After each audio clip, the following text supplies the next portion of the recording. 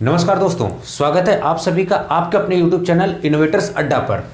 आज जो हम टॉपिक पढ़ने वाले हैं दैट इज व्हाट हाइपरटेंशन या फिर एंटी हाइपरटेंसिव ड्रग्स। यानी कि सबसे पहले हम जानेंगे कि व्हाट इज हाइपरटेंशन, कैसे होता है, कैसे ये पता लगाते हैं कि अब इस पेशेंट को हाइपरटेंशन है और कैसे उसको रोक सकते हैं, उसका रोकथाम क्या हो सकता है, ठीक है, कौन कौन से मेडिसिन यूज करते हैं, वो सारी हम और भी पूरा देखेंगे।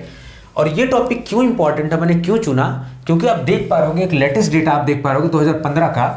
तो 2015 में आप देख पा रहे होंगे 1 in 4 मैन, मतलब 4 आदमियों में से एक आदमी को हाइपरटेंशन है। सोचो 1 in 4 man is suffering from hypertension and in case of female या वीमेन 1 in 5 वीमेन, हर पांचवी औरत में से एक औरत जो है हाइपरटेंशन के शिकार है। तो आप सोच सकते हो कि कितना इंपॉर्टेंट ये टॉपिक हो जाता है। और आसपास आप देखते हो आपके घर में ही हो सकता है बहुत लोग बीपी के पेशेंट जिनका इंक्रीज ब्लड प्रेशर हो। तो वो सारी चीज हम समझते हैं। जरा एज ए फार्मासिस्ट हमारी जिम्मेदारी होती है कि हम अपने घर में कम से कम उसको मेंटेन करके रखें, उसको रेगुलेट करें, उसको देखें चीजों को। अगर किसी को है तो थोड़ा सा उसको असिस्ट करें हम। तो चलिए हम लोग समझते हैं। बढ़ने से पहले मैं थोड़ा सा स्पेस देता हूँ, आप स्क्रीनशॉट ले लो ताकि आपको जो है आपके पास नोट्स भी हो जाए। ठीक है, चलिए स्क्रीनशॉट आपने ले लिया। तो शुरुआत हम करते हैं हाइपरटेंशन। देखो वर्ड इसमें लिखा हुआ हाइपर, हाइपर का मतलब ज्यादा टेंशन दे रहा है, वो वाला टेंशन नहीं। कहां पर टेंशन हो रहा है? आर्टरीज में, आर्टरीज को टेंशन दे रहा है। हाइपर, हाइपर का मतलब ज्यादा। तो अब समझते हैं इसको। इसी को जनरली हम बोलते हैं हाई ब्लड प्रेशर। अगर आम भाषा में देखा जाए तो हाई ब्लड प्रेशर या सिंपली बीपी बोलते हैं। तो हाई ब्लड प्रेशर हो जाता है और इसको बोलते हैं हम लोग साइलेंट किलर। जिस सवाल आपका पूछा जाता है डीआई में कि साइलेंट किलर किस बीमारी को बोलते हैं, इसे साइलेंट किलर बोला जाता है। क्यों? क्योंकि आधे से ज्यादा के कई लोगों को पता ही नहीं होता कि मुझे बीपी की प्रॉब्लम है। तो उन्हें पता ही नहीं होता, जल्दी उनको और उनकी डेथ हो जाती है, उन्हें पता ही नहीं चलता कि क्या हो गया एग्जैक्टली। ठीक है, तो ये हाई ब्लड प्रेशर में हाई, ठीक है, वो समझ में आ रहा है। लेकिन ब्लड प्रेशर किसको कहते हैं वो जरा समझते हैं। ब्लड प्रेशर यानी कि जो ब्लड है किसमें प्रेशर क्रिएट कर रहा है? आर्टरीज में। ठीक है, तो यहां पे लिखा हुआ force exerted by the circulating blood, जो ब्लड है against walls of the bodies arteries. जो आर्टरीज में ब्लड बह रहा है वो कितना फोर्स क्रिएट कर रहा है किसकी? दीवार पे। जो आपकी वॉल्स है आर्टरीज की, जो इसमें ब्लड बह रहा है वो कितना फोर्स क्रिएट कर रहा है, that is called as blood pressure. और ब्लड प्रेशर होना जरूरी है। और ब्लड प्रेशर कैसे? हार्ट पंप करता है ना, तब तो प्रेशर जनरेट होता है ना उसमें। तो हार्ट पंपिंग का भी रोल हम देखेंगे कैसे, वो सारी प्रोसेस हम देखेंगे। तो ये बेसिकली एक फोर्स है exert by the circulating blood. कहां पे? आर्टरीज में, आर्टरीज के ऊपर। ठीक है, तो ब्लड प्रेशर हम समझ गए। अब हाई कैसे कह रहे हैं, कितने से हाई? इसका मतलब हमें सवाल पूछना चाहिए ना कि हाई बीपी किसको बोलेंगे, तो हमें वैल्यू पता होना चाहिए हाई बीपी की। तो अमेरिकन हार्ट एसोसिएशन एक बहुत बड़ी संस्था है जो इस चीज को रेगुलेट करती है। और WHO की वेबसाइट पर अगर आप जाओगे अच्छे से देखोगे तो एक निष्कर्ष आपको निकल के आता है कि जो ब्लड प्रेशर है उसको 2 भागों में डिवाइड किया गया। एक है सिस्टोलिक, एक है डायस्टोलिक। आप सुनते होंगे कि सिस्टोलिक प्रेशर इतना और डायस्टोलिक इतना। तो हाई ब्लड प्रेशर अगर आपका सिस्टोलिक 140 mmHg से ज्यादा है, अगर तो 140 mmHg है या उससे ज्यादा है, कौन सी बात? सिस्टोलिक, तब क्या बोलेंगे? हाइपरटेंशन। और वहीं अगर डायस्टोलिक देखा जाए, अगर वो 90 mmHg से ज्यादा है तब उसको हाइपरटेंशन बोलेंगे। लेकिन सवाल again a question arises that what is the normal value of this BP. तो 120/80 120/80 इज द नॉर्मल वैल्यू। ये हाई और लो किसके कंपेयर में देख रहे हो? इस नॉर्मल वैल्यू। तो यानी कि ये 120 से बढ़ के क्या हो गया? 140, और ये 80 से बढ़ के 90 हो गया। समझ गए आप? यानी कि अगर सिस्टोलिक प्रेशर आपका नॉर्मली कितना है? 120/80, 120/80 is normal. But if it goes on the particular rise, अगर वो बढ़ता है कहां तक जाता है? 140 mmHg तक। क्या? Systolic pressure. तब उसको बोल देंगे हाइपरटेंशन। यानी कि कुल मिला जुला के अगर सिस्टोलिक प्रेशर 140 mmHg या उससे ज्यादा है तो वो पेशेंट हाइपरटेंशन की कैटेगरी में आ गया है। डायस्टोलिक अगर 90 mm से ज्यादा है तो सिंपली भाषा में ये समझ लो। ठीक है, अब ये सिस्टोलिक डायस्टोलिक होता क्या है? देखो ये जो सिस्टोलिक प्रेशर होता है ना, ये कॉन्ट्रैक्शन से रिलेटेड होता है। और वहीं डायस्टोलिक क्या होता है? डायस्टोल मतलब रिलैक्स हो जाता है, रिलैक्सेशन से। कैसे? अब लिखा हुआ यहां पे pressure in the blood vessels when heart contracts. जब हार्ट कॉन्ट्रैक्ट करता है, बीट करता है, तब जाके एक प्रेशर क्रिएट करता है, क्योंकि वो प्रेशर जनरेट करता है ना, प्रेशर जनरेट करता है तभी तो पूरे बॉडी में खून दौड़ता है।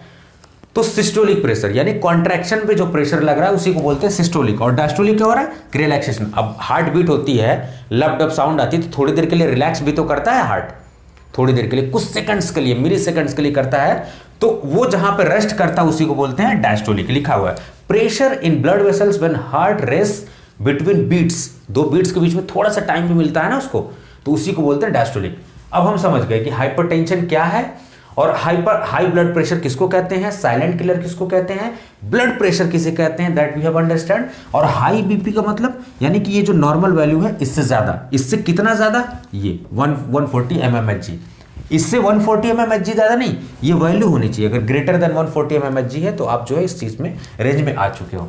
चलो अब जब इस चीज को समझोगे तभी आप एंटी हाइपरटेंसिव ड्रग्स के बारे में समझ पाओगे।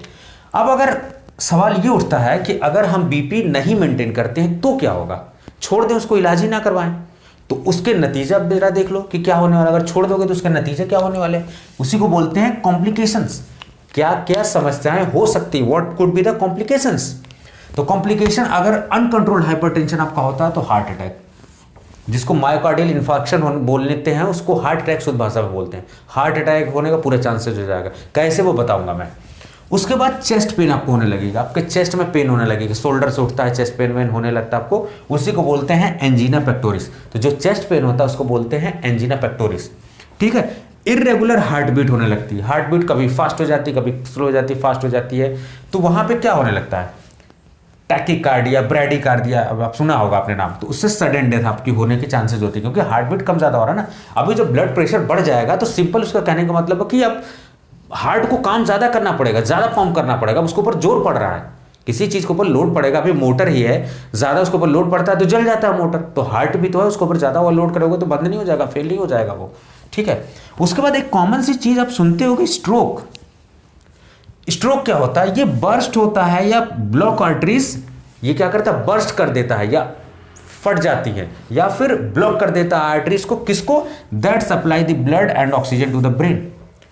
ऐसी आर्टरीज जो कि ब्रेन को ब्लड और ऑक्सीजन सप्लाई कर रही है, उसका फट जाना या ब्लॉक हो जाना, that is called stroke. Stroke समझिए इस चीज को कि स्ट्रोक क्या है, जो कहते हैं ना कि ब्रेन हैमरेज हो गया, स्ट्रोक पड़ गया, उसको दौरा पड़ गया, वो सारी चीजें। ये चीज जो मैंने लिखी हुई ये बड़ी कॉमन सी है, ये चीज मैं अपने प्रैक्टिकल एक्सपीरियंस पे लिख रहा हूँ, बहुत सारी चीजें। ये इशू मेरे फादर के साथ भी है, मैंने इस वजह से इसको लिखा है क्योंकि इस चीज पे बहुत लोग नोटिस भी कर रहे होंगे, बहुत लोग इस चीज को नोटिस नहीं कर रहे होंगे। तो अगर आपके भी घर में ये केस, मैंने इस वजह से लिखा क्योंकि मेरे फादर के केस में क्या हो रहा था, उनको भी हाइपरटेंशन की प्रॉब्लम थी, बट हम बार बार बीपी कम होने की दवा उनको खिला रहे थे, लेकिन कभी हमने जानने की कोशिश नहीं की कि ये बीपी क्यों प्रॉब्लम हो रही है। सो उसमें जो निकल के आया वो सबसे बड़ा इंटरेस्टिंग फैक्ट निकल के आया, ये एलडीएल, समझ गए। तो उन्होंने लिपिड प्रोफाइल, जिस डॉक्टर के पास गए मैं उनको थैंक यू बोलूंगा कि उन्होंने इलाज किया और सारी चीज देखी, तो उसमें एसडीएल कोलेस्ट्रॉल के तुलना में एसडीएल जो गुड कोलेस्ट्रॉल बोला जाता है, एलडीएल को होता है लो डेंसिटी कोलेस्ट्रॉल जो होता है उसको बैड कोलेस्ट्रॉल बोलते हैं, वीएलडीएल, एलडीएल ये बैड कोलेस्ट्रॉल होते हैं। ये क्या करने लगते हैं, प्लेक बनाने लगते हैं, थक्का बनाने लगते हैं, कहां पे, आर्टरीज की वॉल। जैसे मान लो ये आर्टरीज है ना, तो यहां पे छोटे छोटे थक्के बनाने लगेंगे, यहां पे ये आर्टरीज को, समझ गए। अब थक्के बन जब जाएंगे तो जो ये ब्लड फ्लो होने को इसको इतना स्पेस मिल रहा था, थोड़ा सा बड़ा बनाता हूं डायग्राम, ये जो आर्टरीज है आपकी, जो इसको पूरा स्पेस मिल रहा था फ्लो होने के लिए, अभी क्या मैं एक बार इसको दिखाता हूं। जैसे ये आपके ब्लड वेसल्स है, आर्टरीज है आपकी, आर्टरीज में प्लेक बनने लगेगा इस तरीके से, ठीक है, यहाँ पे इस तरीके से, और ये जो ब्लड फ्लो हो रहा था, फ्रीली जो हो रहा था, अब उसको इतना स्पेस ना मिलके ये कम स्पेस मिलने लगेगा। इसका मतलब क्या होगा कि इस ब्लड को कम स्पेस मिल रहा है पंप होने के लिए, इससे क्या होगा, प्रेशर क्रिएट होगा। किस पे प्रेशर होगा, हार्ट पे, जो पंप करने का काम कर रहा है, हार्ट पे ज्यादा लोड होगा। कैसे, जैसे कि आप देखते हो ना एग्जांपल, जब गन्ने की जूस की दुकान पे जब आप जाते हो तो वहां पे कैसे चीजें आपको समझ में आती है कि जब जैसे गन्ना वो लगाता है प्रेशर बढ़ता है तो धुआं निकलने लगता है इंजन से, फिर उसके बाद जैसे गन्ना निकल जाता है तो फिर प्रेशर कम हो जाता है। उसी तरीके से जब हार्ट पे लोड पड़ने लगेगा तो किसकी वजह से, क्योंकि यहाँ पे प्लेक फॉर्मेशन बन गया, ठीक है, इसकी वजह से यहाँ पे लोड होने लगेगा। फिर क्या करेगा, टीनी फॉर्मुलेशन हो जाएगी, टीनी पार्टिकल्स फॉर्म हो जाएंगे, कहाँ पे, आर्टरीज की वॉल, ये जो आर्टरीज है इसकी दीवार पे, ठीक है, और इसी प्रोसेस को बोलते हैं एथेरोस्क्लेरोसिस। तो ध्यान रखिएगा, जो एथेरोस्क्लेरोसिस है ये बहुत बड़ा कॉज है हाइपरटेंशन में, ठीक है। उससे क्या होगा, नैरो हो जाएगा या फिर स्मॉलर इनसाइड द आर्टरीज। देखो बड़ी टिपिकल सी बात है, सिंपल सी बात याद रखो कि जो स्पेस मिल रहा था ब्लड फ्लो होने को वो अब नहीं मिलेगा, कम मिलेगा उसको स्पेस। तो जाहिर सी बात है प्रेशर बढ़ेगा, लोड बढ़ेगा किसके ऊपर, हार्ट के ऊपर, और क्या कर देगा, बीपी को बढ़ा देगा। और जब बीपी बढ़ेगा तो जाहिर सी बात है अरिथमिया होने लगेगा। मैंने वो गन्ने वाला एग्जांपल आपको बताया कि जो इंजन है, जब जब गन्ना लगा रहे हो तो क्या हो रहा है, उसके ऊपर लोड पड़ रहा है तो देखते धुआं निकलने लगता है इंजन से, और जैसे गन्ना रिलैक्स होता है थोड़ा सा निकल जाता है गन्ना, फिर इंजन भी रिलैक्स हो जाता है। तो यानी उसी तरीके से क्या होगा, हार्ट के ऊपर भी एक बार हार्ट बढ़ेगी कम होगी, हार्ट बीट बढ़ेगी कम होगी, अरिथमिया होने लगेगा, रिदम बिगड़ जाएगा उसका बिल्कुल। और वही आपका रिस्पॉन्सिबल होगा हार्ट अटैक के लिए, वही फाइनल रिस्पॉन्सिबल होगा स्ट्रोक के लिए। स्ट्रोक मैंने आपको बता दिया कि क्या है एग्जैक्टली स्ट्रोक। अब हम जो मेडिसिन पढ़ने वाले हैं जिसके बारे में एंटी हाइपरटेंसिव, जब आप हाइपरटेंशन के बारे में ए टू जेड जान लोगे तभी एंटी हाइपरटेंसिव ड्रग्स के बारे में आप अच्छे से पढ़ पाओगे। तो एंटी हाइपरटेंसिव ड्रग्स जो है हम इसको डिटेल में बहुत अच्छे से, एक लेक्चर और आएगा उसमें पूरी डिटेल से पढ़ने वाले हैं। अभी एक ओवरव्यू मैं आपको दे देता हूं, ठीक है। जैसे कि मैंने पिछली वीडियोस में आपको याद हो ध्यान दिया था, जो मैंने डायबिटीज के बारे में बताया था, तो डायबिटीज पहले बता दिया, अब डायबिटीज आपने जान लिया, उसके ड्रग्स आप बहुत बेहतरीन तरीके से समझ पाओगे। हाइपरटेंशन आपने जान लिया, आप अब इसके ड्रग्स बहुत अच्छे से समझ पाओगे। तो अगर ड्रग्स देखा जाए तो डायूरेटिक्स जो यूरिन को फ्लो को बढ़ा देती है, डायूरेटिक्स हम ज्यादा यूज कर रहे हैं, S inhibitors, angiotensin receptor blockers, यानी कि एंजियोटेंसिन कहीं ना कहीं रिस्पॉन्सिबल होगा हाइपरटेंशन में, ठीक है। Calcium channel blockers, beta blockers, beta blockers बहुत इंपॉर्टेंट कैटेगरी है। बीटा ब्लॉकर्स को हम कहां पे नहीं यूज करते, अस्थमा में। अस्थमा में क्या होता है कि पहले से ही क्या होता है कि ब्रोंकियल्स कंस्ट्रिक्ट होते हैं और बीटा रिलैक्स करने का काम करता है, और बीटा ब्लॉकर्स कर दोगे तो इसका मतलब कंस्ट्रिक्शन ऑलरेडी और कंस्ट्रिक्ट हो जाए। इसलिए बीटा ब्लॉकर्स याद रखिएगा, इनिबिटेड है, नहीं देना चाहिए कभी भी अस्थमा के केस में, गलती से मत करिएगा, ये सब गलती मत करिएगा, ठीक है। वासोडायलेटर्स, क्योंकि यहाँ पे आर्टरीज जो ब्लड वेसल्स हैं वो कंस्ट्रिक्ट हो गई हैं तो उनको डायलेट करने की जरूरत है। तो ये पूरी प्रोसेस आज आपको समझ में आई होगी। इसके बाद एक और लेक्चर आएगा, उसमें आप पूरी तरीके से डिटेल समझोगे क्या पाथवे है हाइपरटेंशन का, उसके बाद क्या क्या ड्रग्स है वो सारी डिटेल में मैं पढ़ाने वाला हूँ। इस वीडियो को ज्यादा से ज्यादा आपको शेयर करना है, क्योंकि आसपास आपके घर में जरूर होंगे। एज ए फार्मासिस्ट आपकी जिम्मेदारी बनती है कि आप लोगों को जागरूक करो, अपने घर में किसी को प्रॉब्लम है तो उसको देखो, उसको एड करो, उसको हेल्प करो, ताकि वो चीजें क्या हो, रेगुलेट हो, मेंटेन कर सके बीपी, उसको अच्छे से अच्छी चीजें बताओ कि क्या है कैसे है। उम्मीद करता हूं कि आप इस वीडियो से कुछ सीखोगे और आसपास जितने भी लोग हैं ज्यादा से ज्यादा शेयर करोगे, उन्हें बताओगे, जागरूक करोगे।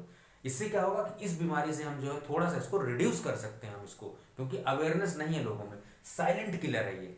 तो चलिए ज्यादा वीडियो को लंबी ना करते हुए आप अपना ध्यान रखिए, बिल्कुल हंसते रहिए, मुस्कुराते रहिए। नमस्कार।